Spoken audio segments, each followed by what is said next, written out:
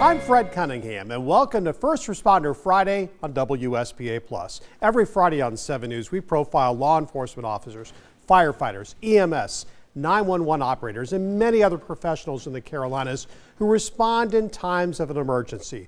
Let's meet some of the people who have devoted their lives to service and run towards trouble when the rest of us are trying to get out of the way. Greenville County EMS is marking 50 years of service in 2025. They just received a special honor. 7 News anchor Fred Cunningham has First Responder Friday.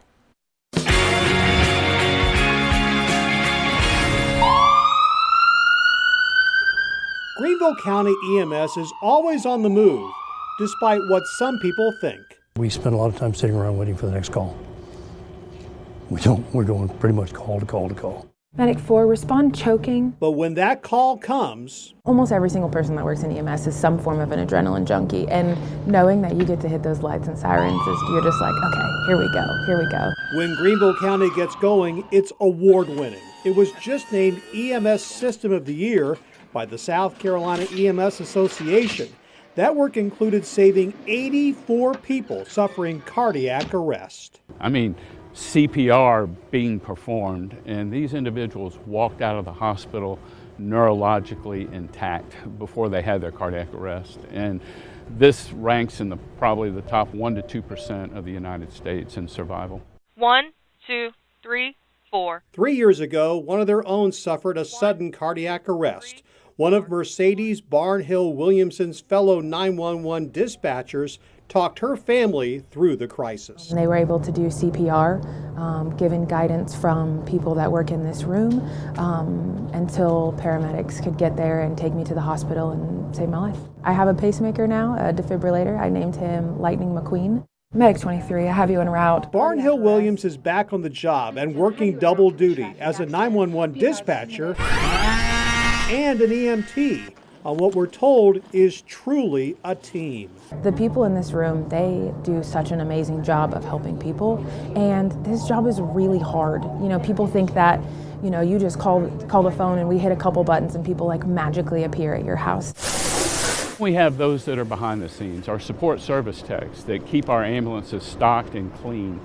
The unsung heroes, believe it or not, that never get credit for anything that we do is the county administration and our county council.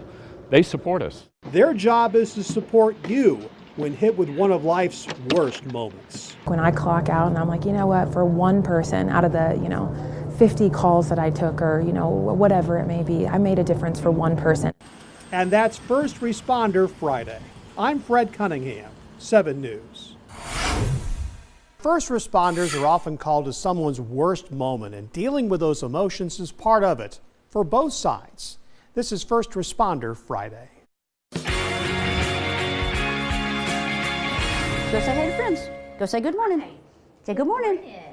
Good morning. Say hello to Wyatt, and you might as well, because this golden doodle gets lots of those greetings every day in Pickens County. I make jokes all the time that even as a captain, Wyatt has more appointments on my calendar than I do for myself. Wyatt is the sheriff's office therapy dog, and if you get the impression he owns the place, you'd be right. He has treats everywhere, not just in this building, but in the courthouse, the county administration building, the tax office, just about everywhere we go.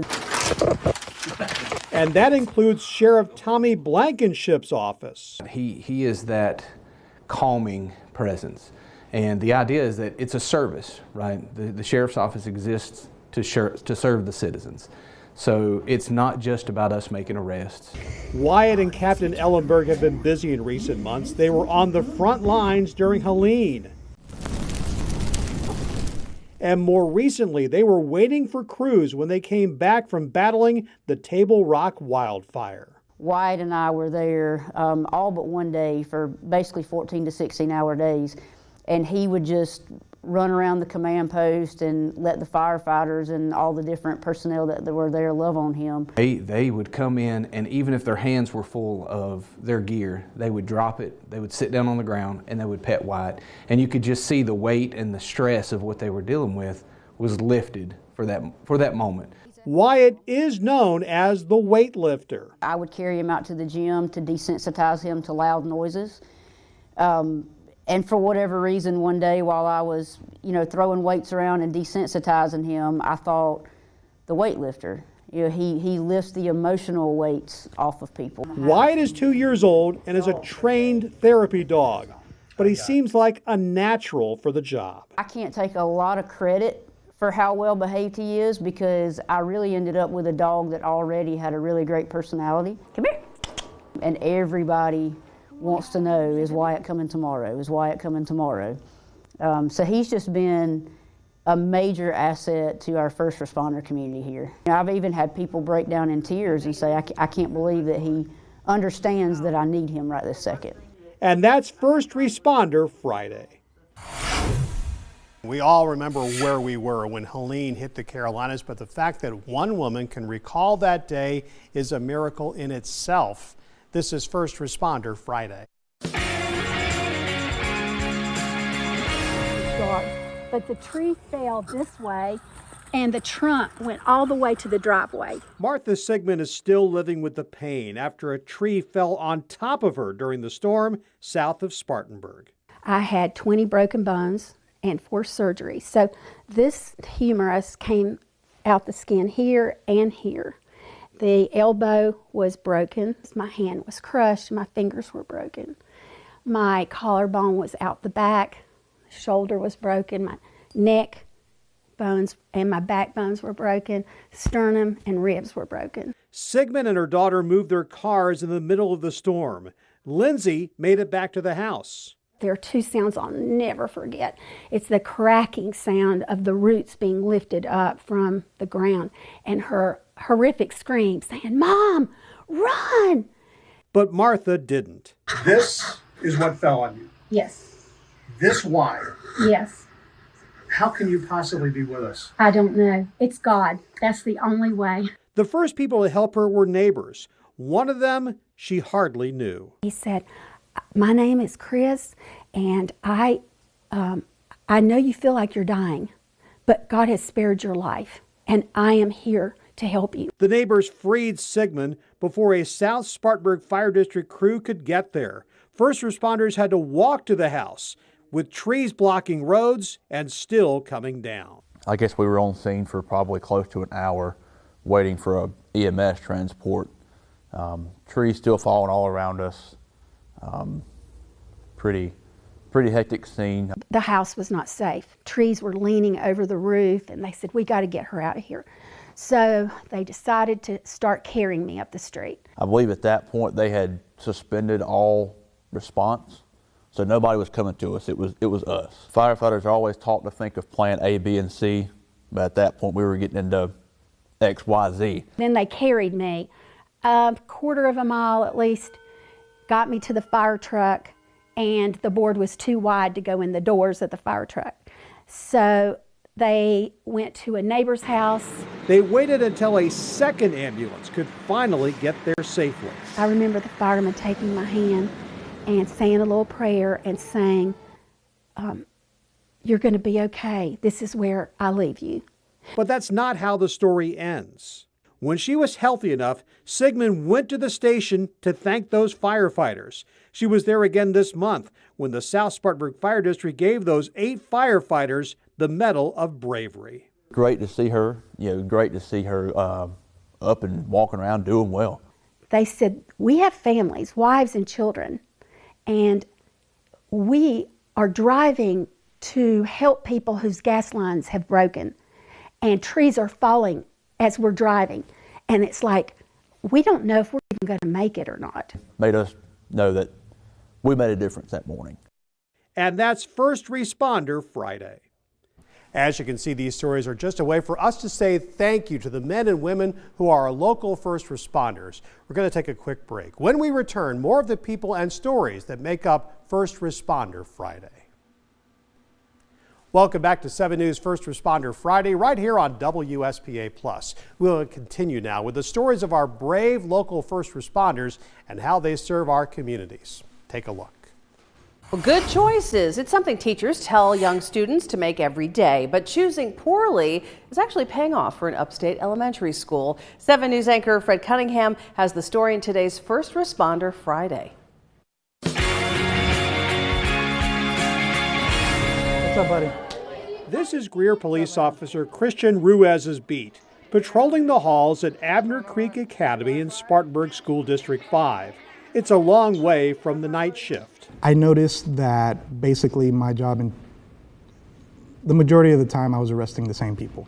You guys having a good day? I was just like, you know what, I want to be able to create a lasting impact. And I felt like the best way to do that was through the next generation. He's happy to see that next generation, and the feeling is mutual. They love it, they love me. They're at an age where all of them tell you they want to become a police officer. I know that I'm probably the first image or example that they'll see of what an officer is. So how did Ruiz become a police officer? It started with his family, which moved from Puerto Rico to Florida. Things didn't go well there. I was making bad choices, you know, and my aunt and uncle, who are pastors here, they said, hey, why don't you move up here? Got my life together, found my wife, got married, rededicated my life to the Lord, and that's when the reason I became an officer is that God is so creative. He makes things look crazy. He's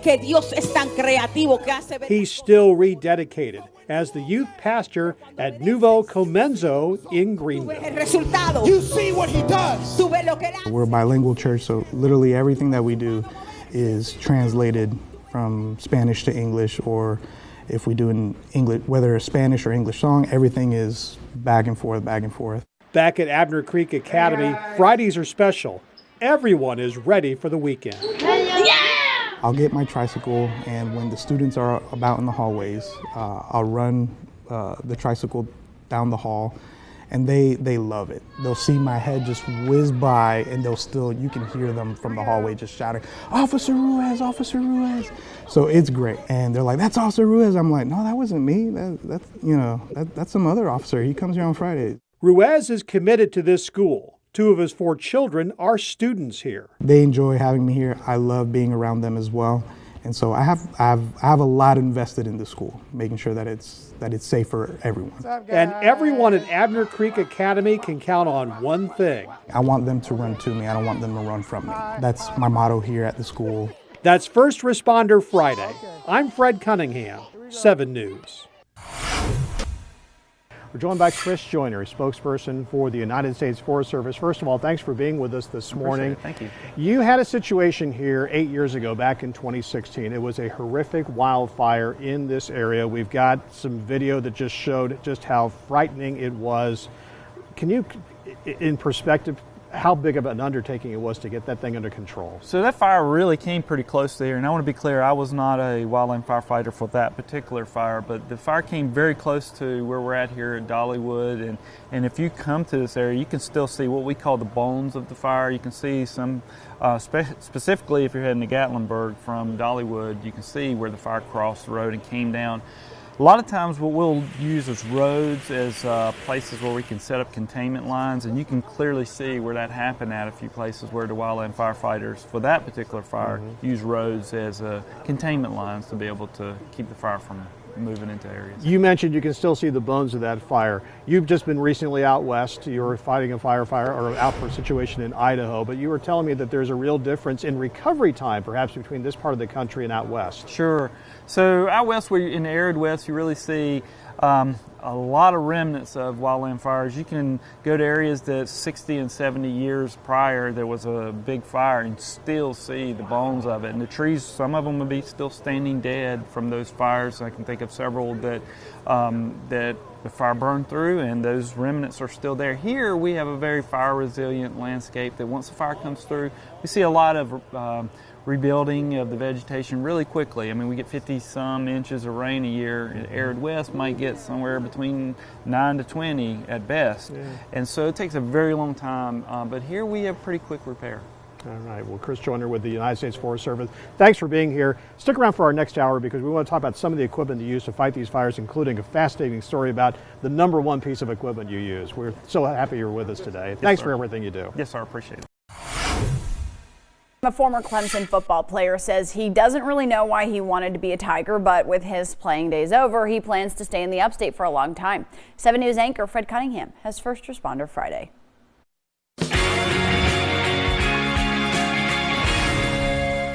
Right outside Death Valley, you'll find Clemson Police Detective Chris Chancellor's name on the Tiger Walk. But how he went from growing up in Miami to playing football here remains a bit of a mystery. I still don't know what made me come to Clemson.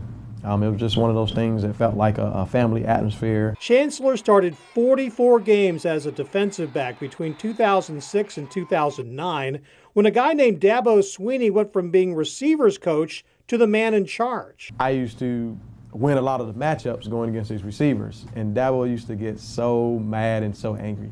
Guys, he's a midget. How do y'all keep letting him do this to y'all? He's short. He's like 5'8", 140. When I made detective, he sent me that jersey right there. So he's always one phone call away, and I love him to death. Chancellor hung around the NFL for a couple of years, then made the decision in 2011 to chase another dream. My second plan B was to become a police officer and eventually a detective. The kid known as Prime Time in high school is now Detective Chancellor. Sometimes. Because I'll get calls from people, hey PT, they don't call me Detective Chancellor. Say, hey PT, I got to tell you this, or I show up on scene somewhere and something happens to someone. They're able to kind of relate to me, or they're able to be in a position to give me information that they won't give anybody else. Makes a great detective one that's very organized, one that's very structural, one that's able to get out in the community and not just sit behind a desk. And Chancellor doesn't have much time to sit. He's back in football as an assistant coach at Daniel High School in his spare time. As you can see in my background, I've been coaching Little League football since 2014. And being able to transition over to Daniel High School, especially with some of the kids that I've coached in the community since 2014, it's helped me grow as a person, as a father, as a husband, and as a coach. Chris Chancellor, football star, football coach, police detective. I'm Fred Cunningham, and that's First Responder Friday. We're going to take a short break from our stories of these amazing heroes. Stick around for more First Responder Friday right here on WSPA+. It's a privilege and an honor to get the opportunity to bring you these stories of our local heroes, those who choose to put their lives on the line or simply choose to be there for us when we need them most. Here are some more stories from our First Responder Fridays. And with fall here, South Carolina state parks will be filled with visitors. They'll find expert help waiting for them. Here's 7 News anchor Fred Cunningham with First Responder Friday.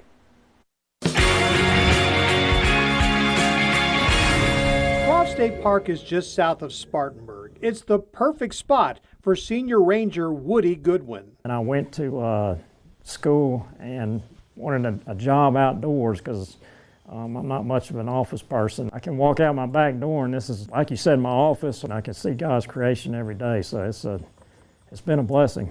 Goodwin is definitely built to work outdoors. After finishing school, he spent nearly 6 full months on his feet. After hiking the Appalachian Trail and just the duties and responsibilities that we have at this job, if you matched up with a lot of my interests. Goodwin joined the South Carolina Park Service and came to Croft in 1999. He's never left. Croft has history scattered throughout the 7,000 acres. It also has trails and a lake to our left, or my left here, that a lot of people use. And rangers have a map to help you see it all. It tells you, what color trails are for like mountain biking or hiking trails or horse trails, and then we have multi-use trails. So it's a very handy tool to have. When you've been somewhere for 25 years, you've seen a lot, and some things over again. I've seen kids grow up here and then they're bringing their families back here. So it's a neat place to come and just get away from the busy and craziness of everyday life. Personally believe it was a calling. I can look back and see I believe where God had provided a means of me directing me towards this job. And that's First Responder Friday. I'm Fred Cunningham, 7 News. We're here with the captain of the Greenwood Fire Department. We've got Franklin Cottinger. Thanks for being here with us this morning. Thank you so much for having me. So I understand, per Fred, you sent in some photos of this steam engine that quite literally every single council person has talked to me about. Everyone's been bringing up what is so important about the steam engine. What do we need to know about it? So this steam engine was manufactured in 1870. It's housed in our downtown fire station at 909 South Main Street. And it's over 150 years old. So it's got, time tested. And it gives us the ability to tell the story about our origins, how we used to do things. And we're actually, because it's so rare, we're taking it down to Myrtle Beach for the South Carolina State Firefighters Association. That's awesome. The conference down there. So not only do we get to show it off to everybody across the state, but we get to show it off to our local community any day of the week. You can call, schedule a time to bring your family by if you're looking for stuff to do this summer. Call, schedule a time to come by. We'll be glad to show it to you. It's really cool. And definitely very interactive for like the kids to see. Yes. And now we've got these big bad boys. And yes. You said how long does it take y'all to respond to emergencies? So we can get to anywhere in the city between our 3 stations in about 3 minutes, 3 to 3.5 minutes. So which could be the difference. Absolutely. Second counts in this line of work. And so we try really hard to make sure our guys are trained, that we move fast, because we know that you are all dependent on us to be there for you. That's awesome, and definitely something that I wanted to hear from you, so we appreciate that. Let's talk summer safety. We talked earlier about making sure that we're watching the kids, or that the kids are well prepared when at home alone kind of cooking. What about grilling? Everyone's getting ready for the 4th, yes. For the July. Talk to me about that. So everybody does things outside right now. They're doing bonfires, they're doing cooking, all different kinds of cooking. And so what we like to tell our kids, because we want to make it very real and easy for them to understand, is to hold out both your arms. Okay. When you hold out both your arms, that's the distance that you need to be away from anything hot. So whether it's the grill, whether it's the bonfire, hold out both your arms. That's how far you need to be away, and that's a safe distance for kids to stay. Awesome. Franklin, thank you so much for being here with us, giving us those little bits of information that could help you and keep the kids safe and family safe this summer while grilling. First responders often run in a family, but not in this case. A brother and sister are the first from their family to join firefighting and law enforcement. This is First Responder Friday.